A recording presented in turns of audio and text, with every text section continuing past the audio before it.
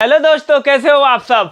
दोस्तों आज के इस वीडियो में हम लोग पढ़ने वाले हैं बायोलॉजी के पूरे इंपॉर्टेंट अति लघुत्तरीय क्वेश्चन। जैसा कि आपको मैं दिखा सकता हूं यहाँ पे कि पहले चैप्टर का है जैसे पुष्पी पादपों में लैंगिक जनन बच्चों, ठीक है। तो इसी प्रकार हम लोग सारे चैप्टर के बायोलॉजी के मोस्ट इंपॉर्टेंट अति लघुत्तरीय क्वेश्चन को इस वीडियो में देखने वाले हैं। अगर आपकी तैयारी अभी तक अच्छी नहीं हुई है बच्चों, तो आज के इस वीडियो में लास्ट तक बने रहिएगा। अगर चैनल पे नए हैं तो चैनल को सब्सक्राइब कर लीजिए, जिससे कि जब अगला मैं वीडियो डालूं तो इसका नोटिफिकेशन सबसे पहले बच्चों आप तक पहुंचे, ठीक है। जैसा कि हिंदी का पेपर आपने देखा ही था कि जो भी क्वेश्चन बताया गया था, जैसे बताया गया था आपको करने से, जो बच्चे किए हैं उनका बोर्ड का एग्जाम बहुत अच्छा गया हिंदी का। तो बच्चों अगर आपको बायोलॉजी में भी बहुत अच्छा करना है 3 मार्च को, तो आप आज के इस वीडियो में लास्ट तक बने रहिएगा, ठीक है। तो चलिए बच्चों ज्यादा टाइम न करते हुए हम लोग पहले चैप्टर पे चलते हैं कि पहले चैप्टर से अति लघुत्तरीय क्वेश्चन कौन कौन से हो सकते हैं जो ज्यादा इंपॉर्टेंट है। पहला है बच्चों, कीटों द्वारा परागित पौधे का नाम क्या है। कीटों द्वारा परागित पौधे का क्या नाम है, तो बच्चों उसका नाम है साल्विया, ठीक है। इसको आप नोट करते जाएंगे या फिर नोट करने का आज इतना टाइम नहीं है बच्चों कि आप बहुत ज्यादा इसका नोट्स बनाओ, आप स्क्रीनशॉट कर लेना, ठीक है। तो इसका पहले का आंसर ध्यान देना, कीटों द्वारा परागित पौधे का नाम क्या होगा बच्चों, साल्विया होगा, ठीक है। दूसरा क्वेश्चन है टेपिटम तथा इसका कार्य, ठीक है बच्चों। टेपिटम होता क्या है, सबसे इंपॉर्टेंट क्वेश्चन इस चैप्टर से बनता है छोटा अति लघुत्तरीय में कि टेपिटम होता क्या है। तो टेपिटम जो होता है बच्चों, पराग कोश के आंतरिक भाग को बोलते हैं टेपिटम, ठीक है। टेपिटम क्या होगा, पराग कोश के आंतरिक भाग को या अंदरूनी वाला जो अंदर वाला भाग होता है उसी को बोलते हैं हम लोग टेपिटम, ठीक है बच्चों। पराग कोश के आंतरिक भाग को, चलो यहां पर लिख देता हूं, पराग कोश के आंतरिक भाग को क्या कहेंगे बच्चों, टेपिटम, ठीक है। मैं बोल दे रहा हूं, इसको ध्यान से समझ लेना आप लोग, 1 मिनट चेंज कर लेने दीजिए इसको, ठीक है। अभी इस केस से लिखते हैं, पराग कोश के आंतरिक भाग को हम टेपिटम कहते हैं, ठीक है बच्चों। आगे क्या कहा है, टेपिटम का कार्य भी आपको बताना है। क्या बताना है बच्चों, टेपिटम का कार्य। तो ये टेपिटम जो होता है पराग कणों को पोषण देता है। एक कार्य कम से कम इसका लिख लेना कि जो टेपिटम होता है सर जी, क्या करता है, पराग कणों को पोषण देता है। तो यहां लिख सकते हैं ये क्या करता है, पराग कणों को, ठीक है। जो पराग कण होते हैं पराग कणों को क्या करता है सर जी, पोषण देता है, पोषण प्रदान करता है, पोषण देता है, ठीक है। इतना लिखने से आपको अगर 1 नंबर का क्वेश्चन है तो 1 नंबर मिल जाएगा, 2 नंबर में है तो 2 नंबर मिल जाएगा, बहुत ज्यादा नहीं लिखना है आपको, ठीक है बच्चों। चलिए बात करते हैं तीसरे की, इसको इंपॉर्टेंट करिएगा। तीसरा है, आवृतबीजी पुष्प के उन अंगों का नाम लिखिए, आवृतबीजी पुष्प के उन अंगों का नाम लिखिए जहां नर एवं मादा युग्मोभिद का विकास होता है। नर और मादा युग्मोभिद का विकास कहां होता है बच्चों, इसको बताना है, ठीक है। तो देखो जो नर का होता है पराग कोश के अंदर होता है, ठीक है बच्चों। अगर उसका नाम बताना होगा कहां होगा, तो पराग कोश के लघु बीजाणुधानी में होता है। इसका क्या नाम बताएंगे, ये पराग कोश में होता है, आप ऐसे भी लिख सकते हैं, या पराग कोश के लघु बीजाणुधानी में होता है, ठीक है बच्चों। पराग कोश के लघु बीजाणुधानी में होता है, तो लिख देते हैं पूरा, पराग कोश के लघु बीजाणु धानी में होता है, धानी में, ठीक है। किसका बच्चों, नर का होता है पराग कोश के लघु बीजाणु धानी में, ठीक है। जबकि मादा का कहां होगा सर जी, मादा का कहां होगा, तो मादा का क्या होता है, अंडाशय के बीजांड में, ठीक है। अंडाशय बोल सकते हैं या अंडाशय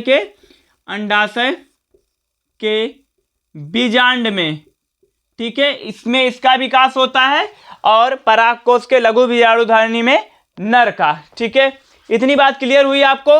अगला क्वेश्चन है बच्चों, अगला क्वेश्चन हम लोगों के सामने ये है कि पराग कण मातृ कोशिका में गुणसूत्रों की संख्या कितनी होती है। क्या है क्वेश्चन बच्चों, पराग कोश मातृ कोशिका में गुणसूत्रों की संख्या कितनी होती है? तो इसका आंसर जो होगा बच्चों, इसका आंसर 2x होता है।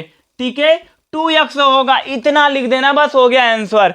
परागकण बेटा यहां ध्यान देना, परागकण मातृ कोशिका में गुणसूत्रों की संख्या 2x होती है सर जी।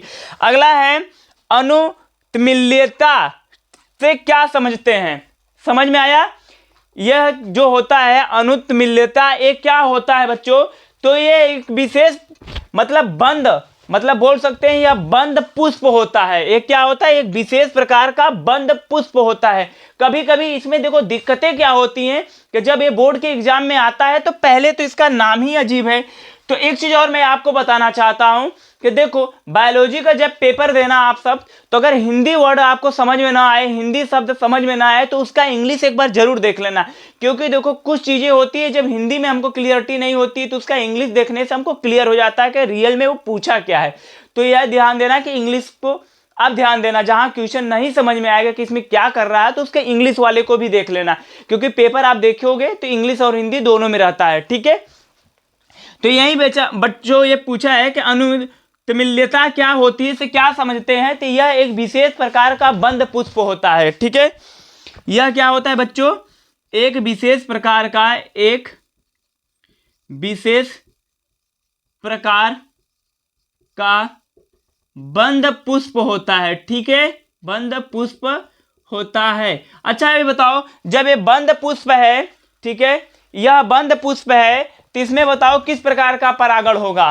देखो बंद है तो क्या होगा? स्वपरागण होगा। इसमें थोड़ा सी चीजें ये जानते रहना कि इसमें स्वपरागण होगा। ठीक है, इतनी बात क्लियर?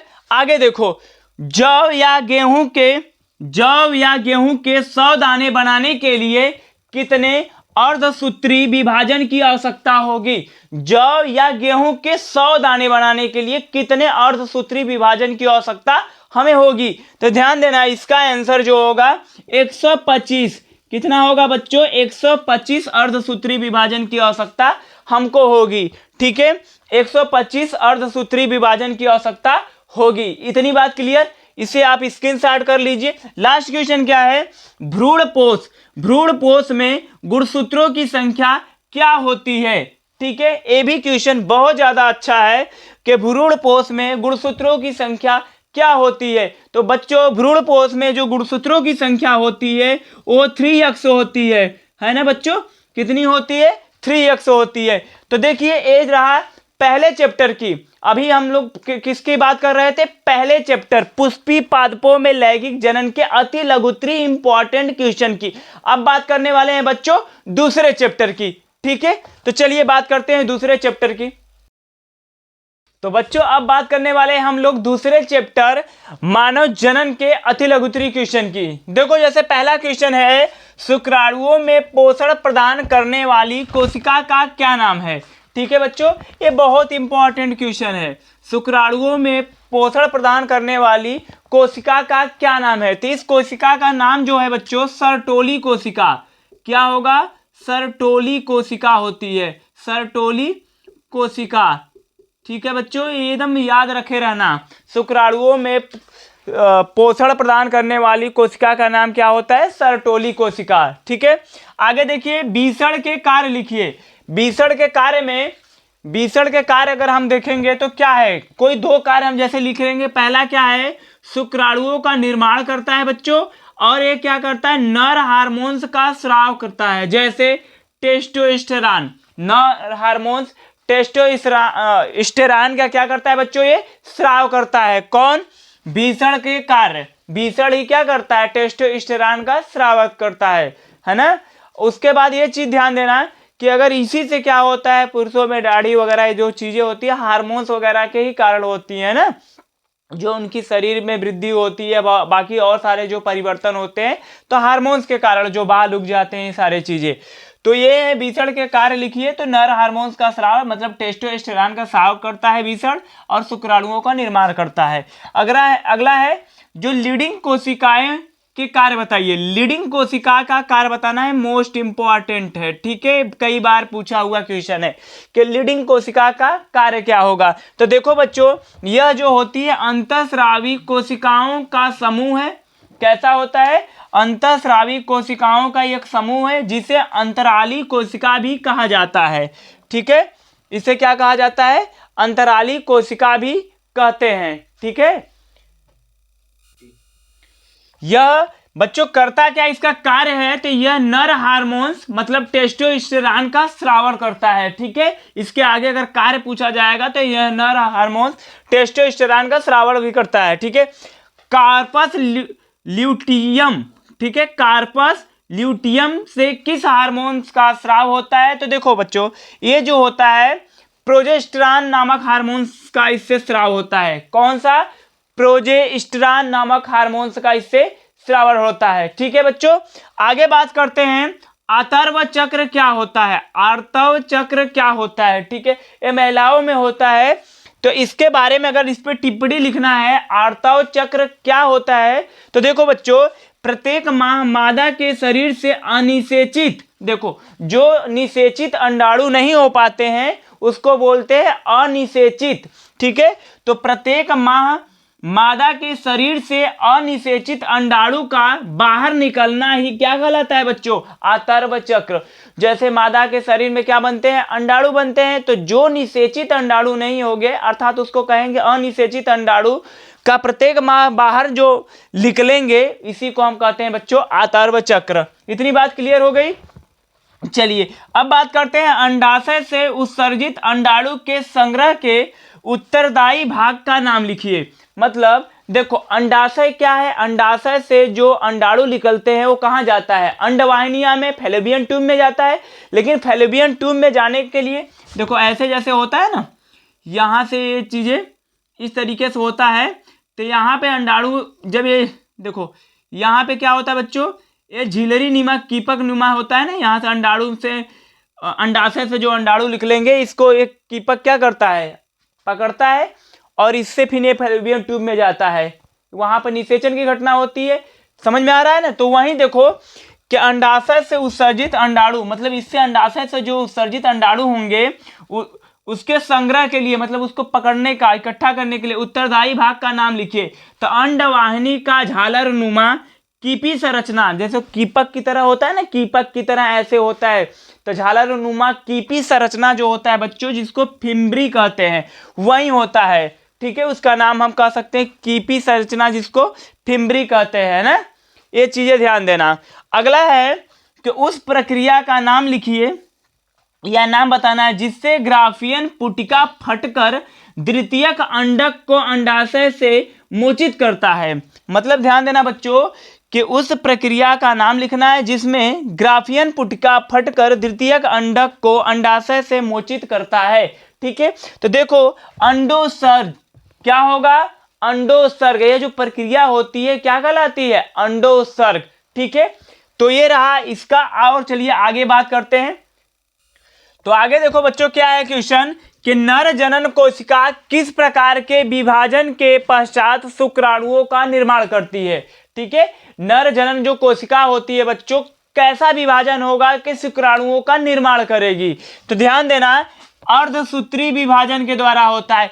ये जो क्वेश्चन है 2011, 2015, 2017, ठीक है, 2017, 2023 और 2024 में भी मॉडल पेपर में 2023 और 2024 के भी मॉडल पेपर में पूछा गया है, ठीक है बच्चों। तो कई साल क्वेश्चन पूछा गया है, इसलिए इंपॉर्टेंट है कि नर जनन कोशिका किस प्रकार के विभाजन के पश्चात शुक्राणुओं का निर्माण करती है।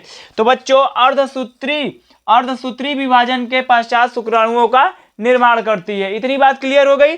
अब आगे ध्यान देना, अग्र पीयूष ग्रंथि द्वारा स्रावित दो गोनेडोट्रोपिन हार्मोन्स का नाम बताना है ना। अग्र पीयूष ग्रंथि द्वारा स्रावित दो गोनेडोट्रोपिन हार्मोन्स का आपको नाम बताना है बच्चों। ऐसे अगर पूछेगा तो ध्यान देना, ये सब जो भी क्वेश्चन है इंपॉर्टेंट क्वेश्चन है, इसको मोस्ट इंपॉर्टेंट रखिएगा। दो गोनेडोट्रोपिन हार्मोन्स का नाम बताना है। तो पहला होगा LH, पहला होगा LH होगा, जबकि दूसरा होता है FSH। ठीक है, LH को क्या बोलते हैं? Luteinising hormones. बच्चों क्या बोलेंगे?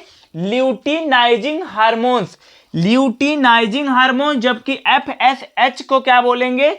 Follicle stimulating hormones. समझ में आया इतना? ये दोनों हार्मोन्स को आप रट लीजिएगा और ये जितने भी क्वेश्चन है सारे इंपॉर्टेंट है बच्चों। ठीक है, देखो ऐसे तो कहिए तो बुक पूरी अच्छे से पढ़ना है, लेकिन अगर आपने पढ़ाई अभी तक नहीं किया है बच्चों तो एक बार इन वीडियो को पूरे लास्ट तक देखिए और जो जो क्वेश्चन मैं बता रहा हूं आज के इस वीडियो में, इन सारे क्वेश्चन को आप तैयार कर लीजिए। और जल्द ही मैं इस पे 3 नंबर वाले क्वेश्चन को, पूरी किताब के जो 3 नंबर वाले क्वेश्चन होते हैं हर चैप्टर के इंपॉर्टेंट, जो बोर्ड के एग्जाम में बार बार पूछे गए हैं, उन क्वेश्चन का भी ये आपके सामने वीडियो के माध्यम से लाने का पूरा कोशिश करूंगा बच्चों। ठीक है, तो चलिए बात करते हैं अगले चैप्टर की।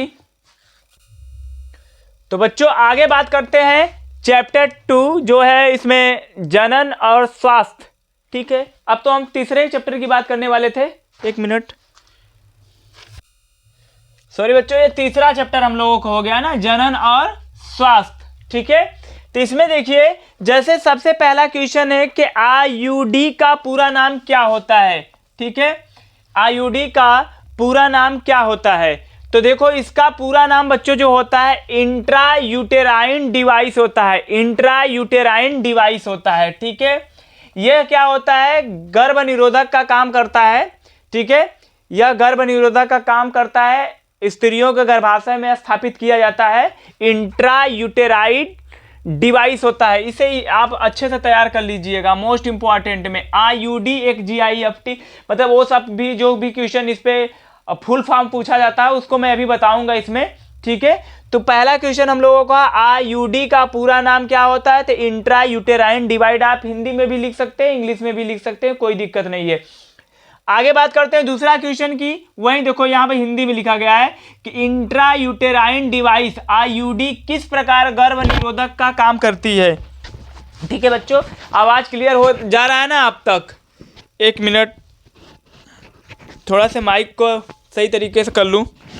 ठीक है बच्चों, चलिए देखते हैं आगे। देखिए बात करते हैं कि यह जो होती है इंट्रायूटेराइन डिवाइस क्या होती है? यह एक अस्थायी विधि होती है, अस्थायी आंतरिक परिवार नियोजन की विधि है। ठीक है बच्चों, अस्थायी आंतरिक परिवार नियोजन की विधि है। ठीक है, यह जो होता है मादा मतलब महिलाओं के गर्भाशय में स्थापित किया जाता है ना, यूट्रस में स्थापित किया जाता है इसको। ठीक है, किसको? इंट्रायूटेराइन डिवाइस को।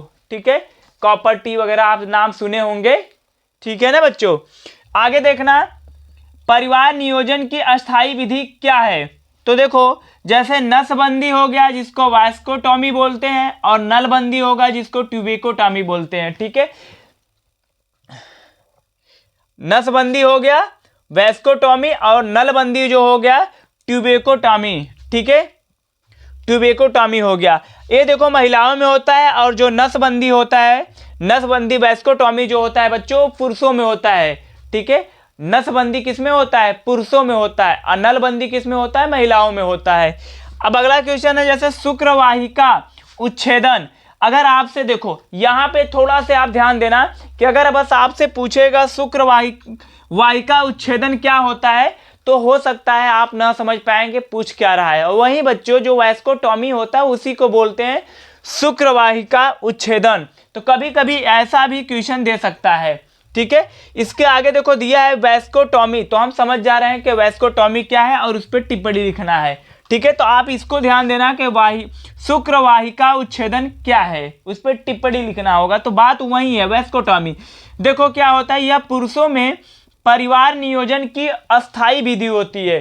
पुरुषों में बच्चों ये परिवार नियोजन की अस्थायी विधि होती है। इसमें जो होता है देखो, जो शुक्रवाहिनी होती है, शुक्रवाहिनी उसी को काट दिया जाता है। ठीक है, शुक्रवाहिनियों को क्या किया जाता है? काट दिया जाता है पुरुषों के शुक्रवाहिनी को। यही हो गया उसका नसबंदी। समझ में आया? हाँ, वैसे ही महिलाओं में जो होता है उसके ट्यूबेकोटॉमी हो जाता है।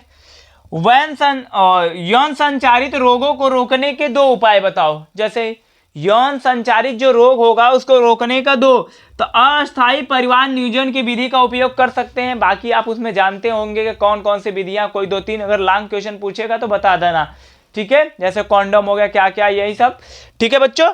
अगला देखो, यह दूसरा क्या बोलता है कि एक से अधिक लोगों के साथ यौन संबंध न बनाए, ठीक है। इसको रोकने का दूसरा एक क्या उपाय है कि एक से अधिक पार्टनर के साथ क्या है, यौन संबंध न बनाए, ठीक है। ये चीजें इसके क्या है, हम बोल सकते हैं कि यौन संचारित रोगों से बचने के उपाय है, या बोल सकते हैं यौन संचारित रोगों को रोकने के कोई 2 उपाय या 2 नियम लिखना है तो पहला बता सकते हैं बच्चों कि इसमें अस्थायी विधियों का उपयोग करना चाहिए। दूसरा बता सकते हैं कि अधिक लोगों के साथ जो भी रिलेशनशिप वगैरह नहीं रखना चाहिए, ठीक है। ये चीजें हो गई। तो चलिए बच्चों आगे बात करते हैं, इसको पहले स्क्रीनशॉट कर लो आप लोग। तो बच्चों अगला क्वेश्चन है कि जनन में अक्षमता क्या होती है। अक्षमता, जैसे देखो कि संतान न उत्पन्न कर पाना, है ना, कि संतान उत्पन्न जो करने में असमर्थ जब हो जाता है कोई, तो उसको बोलते हैं जनन में अक्षमता। क्या होता है, जनन में अक्षमता। जैसा कि कब देखे होगे ना, किसी किसी लोगों में उनको संतान नहीं उत्पन्न होता है, तो उनको हम बोल सकते हैं कि उनमें जनन में अक्षमता है, ठीक है बच्चों। तो जनन में अक्षमता का मतलब संतान उत्पन्न करने में असमर्थ होना। इतनी बात क्लियर। चलो आगे देखो, देखो यहाँ पे मोस्ट इंपॉर्टेंट है, ठीक है। IVF तथा GIFT का पूरा नाम बताना है आपको। मैंने यहाँ पे लिखा है, देखो IVF in vitro fertilisation, in vitro fertilisation होता है, जबकि GIFT का मतलब होता है गैमेट इंट्रोफैलोपियन ट्रांसफर होता है, ठीक है बच्चों। GIFT का मतलब होता है गैमेट इंट्रोफैलोपियन ट्रांसफर होता है। इसको आप हिंदी और इंग्लिश कुछ में भी लिख सकते हो। अगर आपको इंग्लिश में स्पेलिंग में डाउट है तो आप हिंदी में भी लिख सकते हो, पूरा नंबर मिलेगा, कोई दिक्कत नहीं है। समझ में आया बच्चों। चलो आगे बात करते हैं। देखो इसको फिर से ध्यान देना, IVF तथा GIFT का पूरा नाम क्या होता है, तो इन विट्रो फर्टिलाइजेशन, जबकि इसका होता है गैमेट इंट्रोफैलोपियन ट्रांसफर, ठीक है। आगे ध्यान देना, स्वपात्रे निषेचन क्या है या पात्रे निषेचन क्या है, ऐसे भी दे सकता है कि पात्रे निषेचन क्या है। बच्चों इसे ध्यान देना, ये इंपॉर्टेंट क्वेश्चन ये भी है, मोस्ट इंपॉर्टेंट में रखना, पात्रे निषेचन। आवाज क्लियर है ना आप लोगों को। देखो बच्चे पात्रे निषेचन क्या है, जैसे देखो कभी कभी आप देखे होंगे ना प्रयोगशाला में, जैसे परख नली लेते हैं, जैसे मान लो ये प्रयोगशाला हो गया, प्रयोगशाला, ठीक है बच्चों। इसमें क्या हमने लिया, परख नली। परख नली, परख नली में क्या डाला, परख नली में हमने डाला शुक्राणु जो पुरुष में होता है और अंडाणु जो स्त्री में होता है, ठीक है। मादा, मादा बोल सकते हैं इसको या स्त्री बोल सकते हैं, जैसे मैंने लिखा मादा। तो इससे अंडाणु लेंगे, मादा में से क्या होता है बच्चों, यहां अंडाणु लिखेंगे ना। तो प्रयोगशाला में एक परखनली लिए, परखनली में शुक्राणु और अंडाणु डाले। जब शुक्राणु और अंडाणु जहां मिलता है वहां पर क्या बनता है, युग्मनज, युग्मज बनता है ना, बनता है ना। तो ध्यान देना ये कहां बनता है, ऐसे ऐसे फैलोपियन ट्यूब में बनता है। तो इस समय कहां बना, परखनली में, ठीक है बच्चों। तो ये परखनली में बना, और ये बनने की जो युग्मज बनता है, ये इससे इन दोनों के मिलने से इस परखनली में क्या बन जाएगा, युग्मनज, ठीक है। और इनके इस मिलने की प्रोसीजर, ये क्रिया ही क्या कहलाती है, IVF। मतलब IVF मतलब स्वपात्रे निषेचन, इन विट्रो फर्टिलाइजेशन। समझ में आया बच्चों। यही होता है कि प्रयोगशाला में परखनली में शुक्राणु और अंडाणु को लेकर युग्मनज बनाने की जो प्रक्रिया होती है उसी को IVF कहते हैं, स्वपात्रे निषेचन कहते हैं। इतनी बात क्लियर हुई बच्चों, इतनी बात क्लियर हुई कि नहीं आपको, ठीक है। चलो अगला क्वेश्चन देखो बच्चों, ZIFT तथा MTP का पूरा नाम बताना है बच्चों। MTP का पूरा नाम और ZIFT का। तो ZIFT का Z का मतलब जायगोट होता है, जायगोट इंट्रोफैलोपियन ट्रांसफर। ZIFT का मतलब होता है जायगोट इंट्रोफैलोपियन ट्रांसफर, ठीक है। जबकि एमटीपी का फुल फॉर्म क्या होगा? Medical termination of pregnancy, medical termination of pregnancy. ठीक है बच्चों, यहां पर ध्यान देना, मेडिकल टर्मिनेशन ऑफ प्रेगनेंसी ये किसका फुल फॉर्म होगा? ते होगा बच्चों एमटीपी का full form, medical termination of pregnancy. जबकि प्यारे बच्चों ZIFT का पूरा नाम जायगोट इंट्रोफैलोपियन ट्रांसफर होगा। ठीक है, तो ये रहा हमारे तीसरे चैप्टर की बात। ठीक है बच्चों, ये हमारे तीसरे चैप्टर की बात रही। तो बच्चों अगला जो इसके आगे का जो चैप्टर है, चौथे चैप्टर की बात करें अगर, तो चौथे, पांचवें, छठवें और उसके आगे के जो भी चैप्टर है मैं उसको अगले वीडियो में आप तक लेकर आने का पूरा कोशिश करूंगा। क्योंकि बच्चों ऐसे वीडियो बहुत बड़ी हो जा रही है, चिंता आप बिल्कुल मत करिए, मैं छोटे छोटे वीडियो के माध्यम से आपकी पूरी तैयारी करवाऊंगा। ठीक है, आप बस एक चीज का ध्यान रखिए कि आप पिछले 10 साल के मॉडल पेपर और बच्चों आपने जो भी पढ़ा है उसका जो भी नोट्स बनाया है उस नोट्स को एक बार देखते रहिए। ठीक है, बिल्कुल चिंता करने की कोई जरूरत नहीं है। और आपको हाँ एक बात और मैं कहना चाहूंगा कि देखो आप अगर पूरी चीजें भी तैयार कर लोगे बच्चों, पूरी किताब तैयार कर लोगे, अगर आपको टाइम मैनेजमेंट कितने टाइम में कौन सा क्वेश्चन को हमको कर लेना है बोर्ड के एग्जाम में अगर नहीं पता है बच्चों, तो आप बहुत अच्छा बिल्कुल नहीं कर सकते। जैसा कि आप जानते हो कि एक टॉपर जो होता है बच्चों, उस टॉपर की सबसे बड़ी खूबी होती है कि वो अपने टाइम के अकॉर्डिंग काम को करता है। इसके लिए वो प्री प्लानिंग किया होता है, पहले से पेपर को सॉल्व करता है, टाइम के अकॉर्डिंग सॉल्व करता है, इतने क्वेश्चन को इतने टाइम में हम सॉल्व कर लेंगे। एक टॉपर ये सारी चीजें करके तब बोर्ड के एग्जाम में जाता है। जैसा कि आप जानते हो ना, युद्ध लड़ते समय बच्चों जो सैनिक जाता है युद्ध के मैदान में, उसको पहले ट्रेनिंग दी जाती है, बंदूक कैसे चलाना है, चाकू कैसे मारना है, भाला कैसे फेंकना है, बम कैसे फेंकना है। तो ऐसे ही एक टॉपर हो आप हम सब के लिए। ठीक है बच्चों, आप सभी लोग हमारे लिए, आप अपने पेरेंट्स के लिए, अपने आप के लिए एक टॉपर के समान होते। इसके लिए बच्चों प्री प्लानिंग रहिए, कुछ एक्स्ट्रा सोच के रहिए। ठीक है, और आप भी टॉप करेंगे, मेरा पूरा विश्वास है कि आप इस तरीके से रहेंगे तो टॉपर बनेंगे।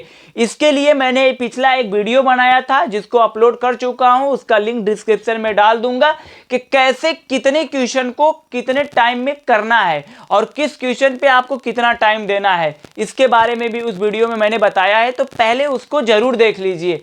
ठीक है बच्चों, तो चलिए मिलते हैं अगले वीडियो में, तब तक के लिए धन्यवाद। हाँ एक और बात, अपने हेल्थ का केयर ध्यान बहुत अच्छे से रखिए बच्चों, क्योंकि इस समय आप लोग डायमंड के समान हो। आपको थोड़ी सी भी प्रॉब्लम होगी तो सोच लो आपके पेरेंट्स, आपके टीचर, आपको खुद, सभी लोगों को प्रॉब्लम होने वाली, आपके रिलेटिव जितने भी लोग होंगे। इसलिए आपका हेल्थ सही रहना इस समय बहुत ज़्यादा इंपॉर्टेंट है। ठीक है बच्चों, तो चलिए ज़्यादा टाइम ना लेते हुए मिलते हैं जल्द ही अगले वीडियो में, तब तक के लिए मेरे बच्चों धन्यवाद।